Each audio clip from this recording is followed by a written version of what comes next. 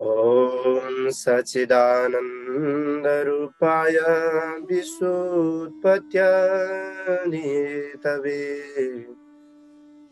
तापत्रयविनाशाय श्रीकृष्णाय वयं नमः। गुरुर्ब्रह्मा गुरुर्विष्णु गुरुर्देव महेश्वर गुरुर्साक्षात् परब्रह्मा तस्मै श्री गुरवे नमः। जेहि पर कृपा करहि जन जानी कविउर जिनर चावहि भानी मोरी सुधारी सुशवमाति जासु कृपा नहीं कृपा गाति। ओम हरे नमः। परमात्मने नमः। कृष्ण चंद्र भगवान की जय हो। राधा रमण भगवान की जय हो। भागवत भगवान की जय हो। श्रीमद् भागवत महापुराण को चर्चा परिचर्चा गर्दै गर्दै सत्संग गर्ने क्रममा आज हामी अष्टम स्कन्धको 15औं अध्याय लिएर उपस्थित भइसकेका छौं। हामी अष्टम स्कन्धको 15औं अध्यायबाट नयाँ एक कथा प्रसंग सुरु गर्नेछौं। यहाँसम्म हामीले विभिन्न मनुहरूका कथा वर्णन विस्तारमा सुन्दै आयौं, मन्वन्तरहरूका कथा सुन्दै आयौं भने यहाँ यो 15औं अध्यायबाट बलिको प्रसंग सुरु हुन्छ। बलि राजाको कथा प्रसंग विस्तृतमा के छ त? जाउँ हामी पनि 15औं अध्याय सुरु गरौँ।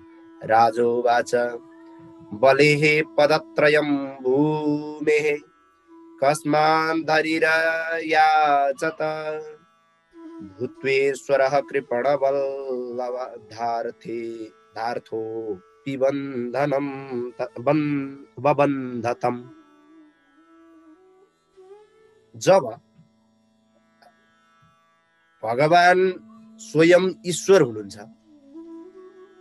जब उहाँको लागि संसार केही पनि होइन, उहाँले जस्तो सुकै सृष्टि गर्न सक्नुहुन्छ र संसारको हर कुरा उहाँको अधीनमा छ भनेदेखि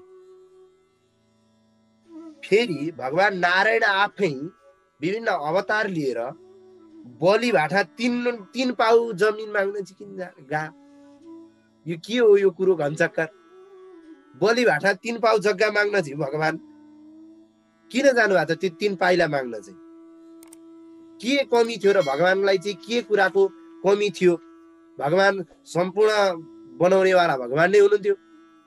सम्पूर्ण नाश पनि भगवानको अधीनमै छ, सम्पूर्ण बनाउने कुरा पनि भगवानकै अधीनमा छ भने त्यो 3 पाउको लागि बलिसँग किन जमिन माग्न गएको? अनि फेरि जमिन मागेर जमिन पाइसकेपछि फेरि बलिलाई किन बाँधे? बलिलाई बाँध्नुको कारण के हो? बलि चाहिँ किन बन्धनमा परे त?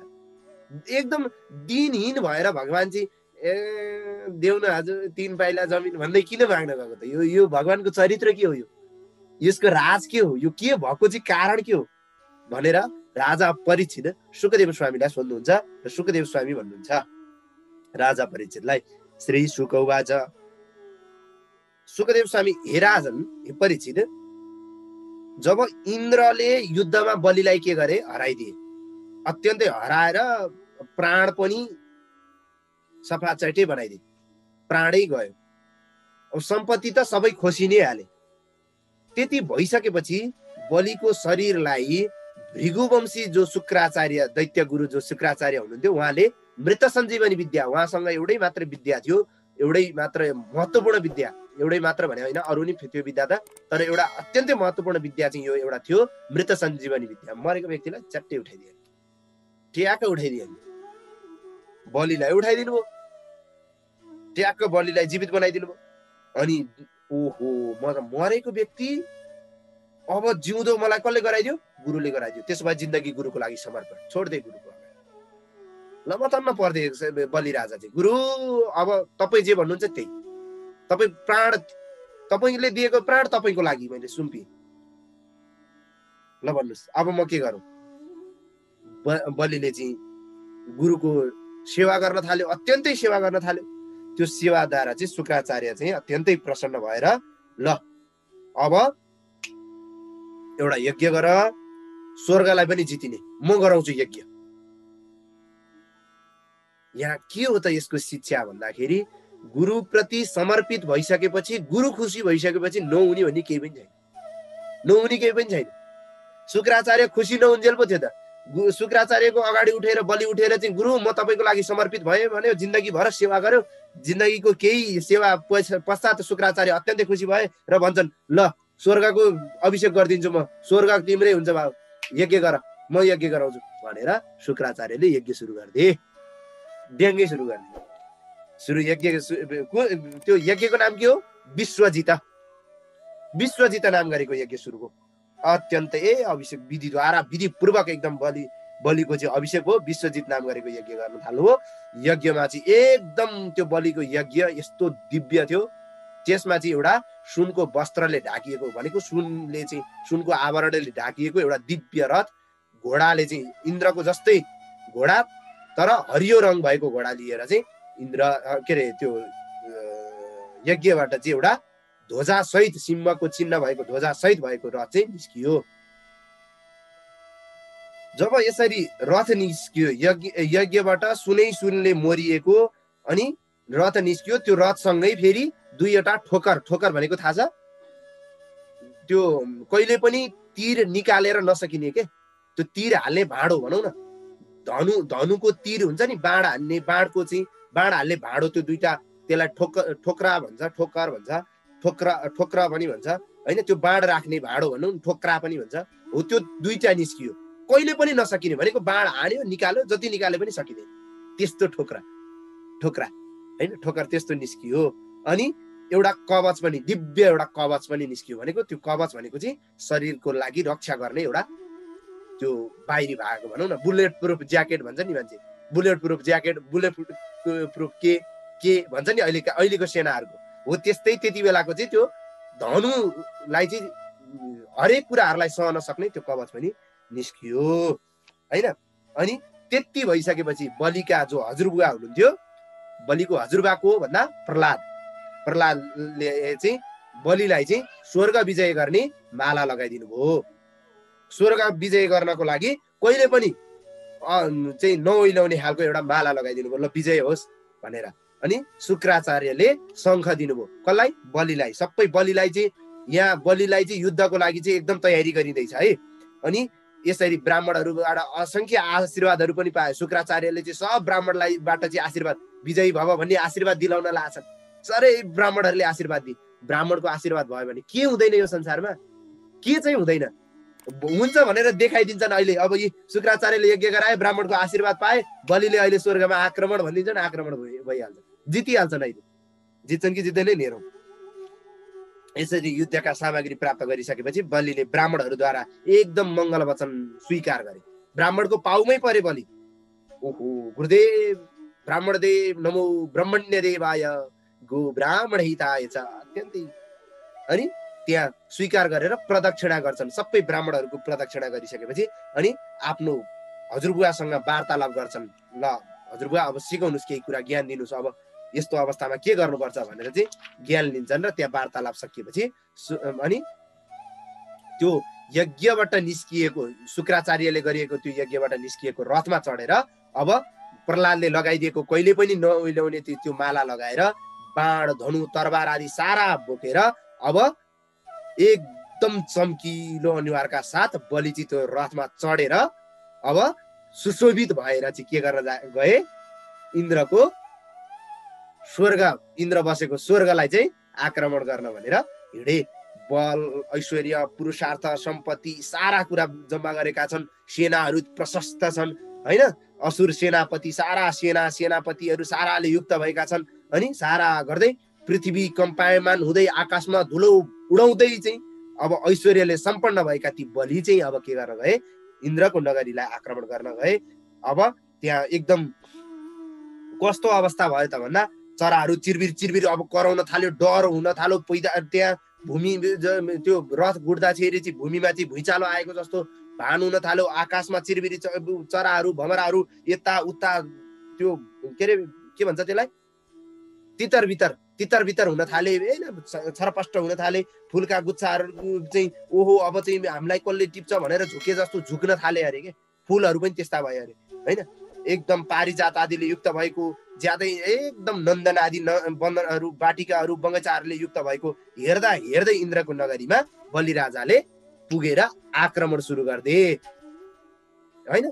एकदम सरोवर छ, हाँसहरू, सारसहरू, चखेबाहरू, कौडरहरू, बकुल्लाहरू त्यहाँ समूहले युक्त भएर हिँडेका छन्, कमलका फुलहरू फुलिरहेको छ, देवताहरू देवाङ्गना सहित चाहिँ जल क्रीडामा मस्त छन्, आकाश गङ्गाले त्यो इन्द्रपुरीलाई सबैतिरबाट घेरेको छ होइन, एकदम सुनले बनेको धातु छ, अग्निले चाहिँ सुन चम्किए जस्तो भर्खर आगोबाट निकालेको सुन चम्किए जस्तो चम्किएको त्यो इन्द्रपुर छ, जो भनौँ स्वर्ग त्यस्तो छ, इन्द्रपुरी त्यस्तो देखिएको छ।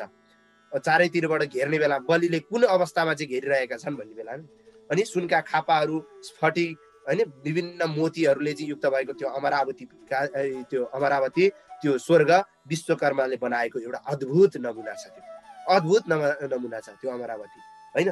एकदम सभा छ छुट्टै, खेल्ने क्रीडाभूमि छुट्टै, बगैँचा, उपवन, मार्ग, उपमार्ग, सारा विमानहरू त्यहाँ युक्त छन्, हिरा, मुगा, पन्ना, मोती आदि हरेक वस्तु, ती महत्त्वपूर्ण वस्तुहरूले रोटै बिछ्याइएको छ, हिरा मोतीहरू त रोटमा छरिएका छन्, त्यस्तो तरिकाको भइरहेको छ, रोटमा सजाइएको छ भनेपछि त्यो स्वर्गमा के को कमी होला विचार गर्नु होइन। हिरा मोती चाहिँ रोटमा सजाउने सामग्री भनेपछि भवन कस्तो होला, मान्छेले प्रयोग गर्ने सामग्री कस्तो होला, त्यहाँ स्वर्गका देवाङ्गनाहरूले प्रयोग गर्ने त्यस्तो अवस्था छ। त्यस्तो अवस्थामा अत्यन्तै इन्द्र पनि सबै त्यो मदले ऐश्वर्यले उन्मत्त भएर बसिरहेका थिए एकदम होइन। देवाङ्गनाहरूले लगाएको त्यो बास्नादार त्यो चुल्ठोमा लगाएको त्यो फुलको बास्नाले त्यो स्वर्गलाई चाहिँ यति मनमोहक बनाइदिन्छ कि त्यहाँ हिँड्ने मान्छेदेखि लिएर देवताहरू लट्ठै त्यो बास्नैमा लट्ठ हुन्छ, त्यति लट्ठ बनाइदिन्छ, त्यो त्यति लट्ठ बनाउने चिज छ त्यो है, त्यस्तो अवस्था छ। अनि त्यस्तो अमरावतीमा चाहिँ एकदम त्यो मन्द मन्द वायु चलेको छ, बास्नादार धूपहरूको धूपहरू होइन, चन्दनहरूको बास्ना लिएर चाहिँ त्यो वायु चाहिँ त्यत्तिकै हिँडेको होइन कि, वायु चाहिँ हिँड्दाखेरि चाहिँ त्यो बास्ना रूपी कोसेली लिएर हिँडिरहेको छ कि, त्यसरी बुझ्नु। बास्ना रूपी कोसेली लिएर स्वर्गमा चाहिँ देवताहरूलाई भेट्न हिँडिरहेको छ वायु, त्यसरी हिँडिरहेको छ एकदम मगमग जाने। अनि देवाङ्गनाहरू भनौँ, देवीहरू, स्त्रीहरू, अप्सराहरू ती बाटोमा हिँड्छन्, तिनीहरूले लगाएका फुल, तिनीहरूले लगाएका ती अत्तरहरू, तिनीहरूले लगाएका चन्दनहरूको बास्नाले चाहिँ त्यो हिँडेको बाटो नै थाहा हुन्छ कि फलानु गयो, अथवा यो बाटोबाट चाहिँ हिँडिरहेको बास्नाको पछि पछि लाग्दा पनि उनीहरूलाई भेट्न, त्यति बास्नादार अवस्था छ त्यो स्वर्गको बयान होइन, अमरापुरीको बयान, अमरावतीको बयान होइन, इन्द्रपुरीको बयान होइन, स्वर्गको बयान कति गरेर सक्ने है हामीले पनि। अनि मोतीका चन्द्वाहरू, माणिक्यहरू, सुन, यो त सामान्य कुराहरू भए त्यो स्वर्गका लागि। बाटोका अगाडि पछाडि सारा बिछ्याइएका छन्, सेजाइएका छन्, मयूरहरू, परेवाहरू, भमराहरू त्यो प्रशस्त त्यो आवाजका साथमा हिँडिरहेका छन्, कल कल बग्ने चाहिँ त्यो जलहरू हुन्छ नि, खोलाका छङ छङ कल कल आवाजहरू हुन्छ नि, खोला नदीका होइन, तलाउका आवाजहरू आइरहेको छ। अनि त्यहाँ माथि विमान हिँड्छ, फेरि सलल्ल बग्दै विमानहरू उड्छन्, त्यहीबाट विमान उड्छ, कल्पना गर्नुहोस् क्या कति सुन्दर होला क्या, कति सुन्दर होला। अनि त्यहाँ माथि के गर्दै हिँड्छन् भन्दा देवास्त्रीहरू, देवाङ्गनाहरू चाहिँ सुमधुर मिठो सुरिलो भाकामा चाहिँ एकदम झङ्कारले युक्त भनेको सङ्गीत गाउँदै गुनगुनाउँदै अब त्यहाँ नजिक हुने त हर कुरा लट्ठै हुने भएन यार। पानी खोला बग्दाखेरि यस्तो लागिरहेको छ कि तालै बगिरहेको, त्यो जुन हुन्छ नि सङ्गीतको ताल आएको जस्तो लाग्छ, मयूरहरू त्यही तालमा गाइरहेका छन् जस्तो लाग्छ, बास्नादार वायु त्यही लिएर हिँडिरहेको जस्तो लाग्छ। सफा भन्नुहुन्छ भने अब हर वस्तु त्यति सफा छ, त्यति मधुर छ, त्यति आनन्ददायी छ देख्दै। हामी सामान्य प्रकृति, हामी पृथ्वीमा भएको एउटा सामान्य जङ्गलको छेउमा अथवा कुनै राम्रो सजाइएको एउटा नगरको छेउमा पुग्यौँ भने त आहा कति मनमोहक भनेर हुन्छ। स्वर्गमा त हिरा मोतीहरू त त्यो रोडमा चाहिँ सजाउने त्यो ढुङ्गा हुन्छ नि, रोडमा सजाउन चाहिँ राखिएका पदार्थहरू, त्यस्तो हिरा मोती बिछ्याइएको छ भनेपछि त्यो स्वर्ग कस्तो छ, त्यो अमरावती त्यो पुरी कस्तो छ, इन्द्रपुरी कस्तो छ, स्वर्ग कस्तो छ हैन। एकदम मादल, शङ्ख, नगरा, ढोल, ताल, वीणा, मजुरा हैन, बाँसुरीका आवाजहरूले सङ्गीतबद्ध भएर गन्धर्वहरूले नाचिरहेका छन्, गाइरहेका छन् अनि अप्सराहरू नाचिरहेका छन्। सूर्यका प्रकाशहरू पनि त्यहाँ पर्दाखेरि चाहिँ धेरै तातो होला कि छानी छानी परिरहेको छ कि सूर्यको प्रकाश पनि त्यो हुन्छ नि एकदम आनन्ददायी मात्रै बनाउन, पुरै गर्मी पनि होइन, पुरै जाडो पनि होइन, एकदम मौसम सुहाना क्या, एकदम सुमधुर मौसम भन्छ नि मान्छे, एकदम त्यस्तो भइरहेको छ हैन। अनि पापी दुष्टहरूले यो कुरा कुनै पनि देख्नै सक्दैन, फेरि त्यो स्वर्गै देख्दैन। त्यो पापीको अनुहार हर कुरा पापै देख्छ, हर कुरा नराम्रै देख्छ, नेगेटिभै देख्छ। जिन्दगी यदि राम्रो कुरा सोच्दैन भने उसले हर कुरामा नेगेटिभ देख्छ। जिन्दगी यदि सकारात्मक सोच गर्छ भने उसले त्यो मात्रै देख्छ। हो, त्यो दुर्गुण भएका व्यक्तिहरूको लागि यो कुनै पनि कुरा देखिँदैन, उनीहरू त्यता जानै सक्दैनन्, जानै चाहँदैनन् हैन। देवताको राजधानी त्यो अमरावतीलाई चाहिँ बाहिरतिरबाट, बाहिरी भागबाट, जुन बाहिरी उसबाट चाहिँ चारैतिरबाट त्यो बलिको सेनाले घेरा हालेर अनि इन्द्रका स्त्रीहरूलाई नै भयभीत बनाउँदै शुक्राचार्यले दिएको ठुलो आवाजले चाहिँ त्यो शङ्ख चाहिँ युद्धको शङ्ख फुकिदियो। कसले? बलिले। ल युद्ध गर्न तयार भए स्वर्गका देवताहरू, म चाहिँ आएँ युद्ध गर्न भनेर चेतावनी पूर्वक शङ्ख चाहिँ फुकिदियो। त्यो नगरलाई घेरा हालिसकेको छ, बलिले ठुलो तयारी गरेको छ। त्यो बुझेर चाहिँ देवराज इन्द्रले ला अब हामी त स्त्रीमा मक्खै भयौँ, यता लट्ठै भयौँ, हिजो चोट खाएको मान्छेले आज यत्रो मलाई जित्छु भनेर आउला भन्ने के आश गरेको? यसो हेरेको त सारा तयारी गरेर आएको। लौ बा अब बस्न सकिँदैन, अब जानी कसको शरणमा? गुरुको शरणमा। हेर्नुहोस्, दोस्रो विकल्पै छैन। इन्द्रले यहाँ हतरपतर आक्रमणको प्रतिशोध गर्न गएको छैन, गुरुबाट शिक्षा लिन गएको छ। गुरु म के गरौँ, हजुर त सिद्ध सम्पन्न हुन्छ, हजुर सारा कुरा देख्न सक्नुहुन्छ, यो बलिले सारा युद्धको तयारी गरेको छ, गुरु अब म के गरौँ, म त हजुरको चेलो, म त हजुरको दास, गुरु हजुर जे भन्नुहुन्छ म त्यही गर्छु। कुनै पनि उपाय छ बलिबाट युद्धबाट चाहिँ रोक्न चाहिँ सकिन्छ, अथवा त्यहाँबाट चाहिँ निस्किन सकिन्छ, अथवा केही गर्न सकिन्छ भने भन्नुहोस् गुरु। बलिले त दिशाहरूलाई नै डढौला जस्तो गरेको छ, 10 दिशाहरूलाई क्वाप्पै निल्ला जस्तो शक्ति बोकेर आछ। मलाई देख्यो भने त त्यसले खाइदिन्छ, त्यो बलिले त सिध्याइदिन्छ गुरु मलाई।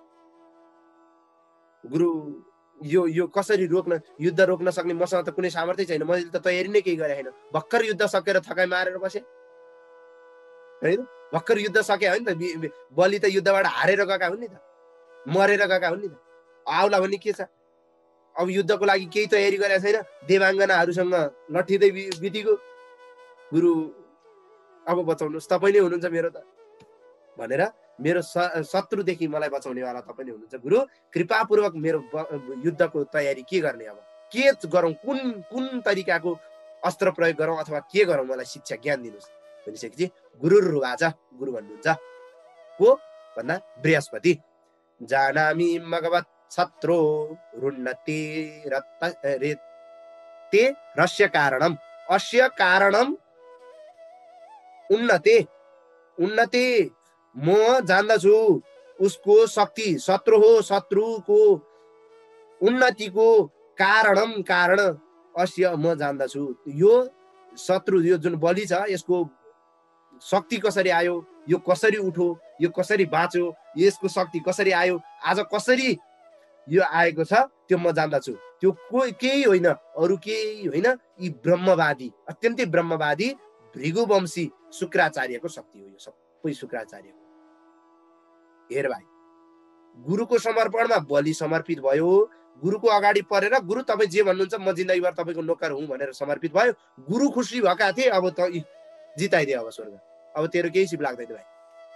यो सबै शुक्राचार्यको करामत हो। उनीसँग मृत्यु सञ्जीवनी विद्या थियो, उठाइदिए बलिलाई, अब सबै शक्ति यज्ञ पनि गराइदिए, विश्वजित नाम गरेको यज्ञ गराइदिए, सारा गराइदिए। अब कालको अगाडि कोही टिक्न नसके जस्तो, संसारमा कालको अगाडि कोही टिक्न नसके जस्तो भगवान नारायणलाई छोडेर, भगवानलाई नारायण भन्दा बाहेक अरू इन्द्र यो बलिको अगाडि कोही पनि टिक्नेवाला छैन, कोही पनि टिक्नेवाला छैन, केही सामर्थ्य चल्दैन।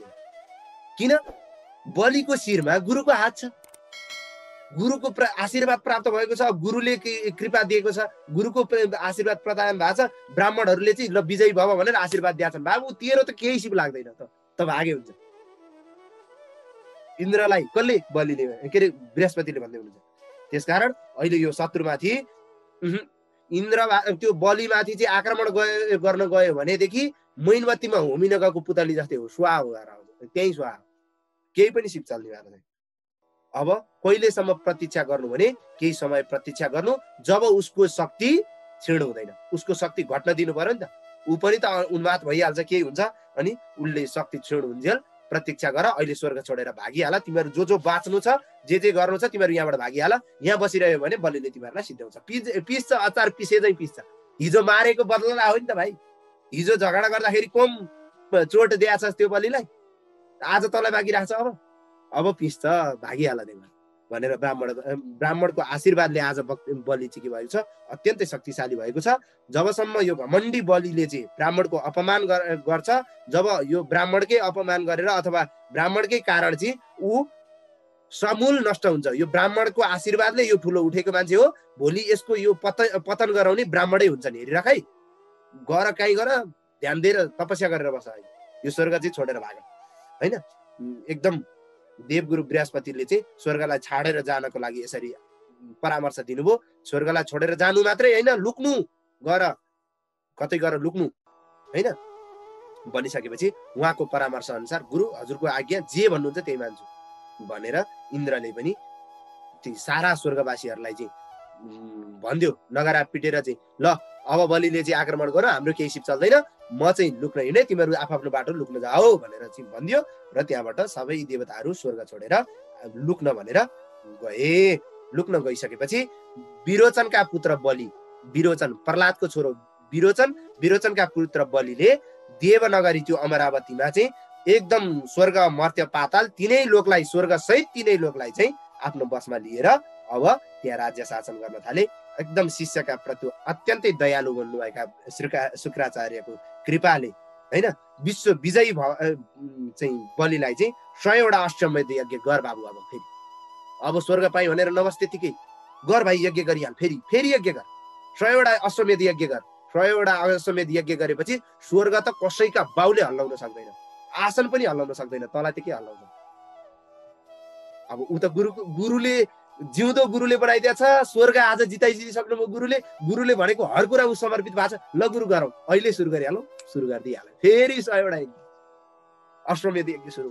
100वटा अश्वमेध यज्ञ गरेपछि अनुष्ठानको प्रभावले बलिको कीर्ति अझै 3 लोकमा चाहिँ अझै बढेर गयो। 10 दिशामा बलिको कीर्ति फैलियो। आकाशमा चन्द्रमा चाहिँ जसरी बढ्दै जान्छन्, शुक्ल पक्षका चन्द्रमा जसरी बढ्दै जान्छन्, बलिको कीर्ति त्यसै गरी बढ्दै गयो। 100 अश्वमेध यज्ञ गरेपछि आफू कृत्य भएको अनुभव ठानेर चाहिँ एकदम उदार चित्त भएको बलिले ब्राह्मण देवताहरूको एकदम पूजा गरेर, ब्राह्मण देवताहरू तपाईकै कृपाले आज मलाई यो पद प्राप्त भएको छ भनेर पाउमा पर्यो, ब्राह्मण गुरुको पाउमा पर्यो, शुक्राचार्यको पाउमा पर्यो।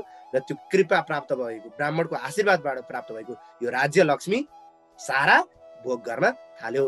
भू भुव स्व, तीनै स्वर्ग मर्त्य पाताल तीनै लोकलाई चाहिँ उनले भोग गर्न थाल्यो। यसरी चाहिँ गुरुको आशीर्वाद भयो भने, गुरुको कृपा भयो भने, गुरुको आशीर्वाद मात्रै एक वचन रह्यो भने, अथवा गुरुप्रति समर्पित सद्गुरुप्रति है होइन, एक सच्चा गुरुप्रति, भगवानको भक्तप्रति, मन्त्र शक्ति प्रभाव भएको गुरुप्रति, एकदम विश्वासिलो गुरुप्रति चाहिँ यदि समर्पित भइयो भने त्यसले हामीलाई उच्चतम पदमा पनि पुर्याउन सक्छ, एकदम उच्चतम पदमा पनि पुर्याउन सक्छ। आज मरेको बलि, इन्द्रले मारेको बलि बचाएर उठाएर यज्ञ गराएर स्वर्ग जिताएर आज स्वर्ग मर्त्य पाताल 3वटा लोक नै सुम्पिएर चिल्ला राज्य गर बलि भनेर सुम्पिदिनु भयो। शुक्राचार्यको शक्ति हेर्नुहोस्, गुरुप्रति समर्पित हुँदा यस्तो हुन्छ भन्ने यो शिक्षा दिँदै इति श्रीमद्भागवते महापुराणे पारमहंस संहितायां अष्टम स्कन्धे पञ्चदशोऽध्याय 15औं अध्यायमा गरिएको यो भगवत परिचर्चालाई पूज्य गुरुवरका चरण कमलमा र भागवत का चरण कमलमा विश्राम। ओम अस्तु परिपूर्णम श्री कृष्ण अर्पणमस्तु। यस्तै भिडियोहरूको लागि हाम्रो च्यानललाई सब्स्क्राइब गर्नुहोस् र फर्स्टमा भिडियो हेर्नको लागि बेल आइकनलाई अन गर्नुहोस्।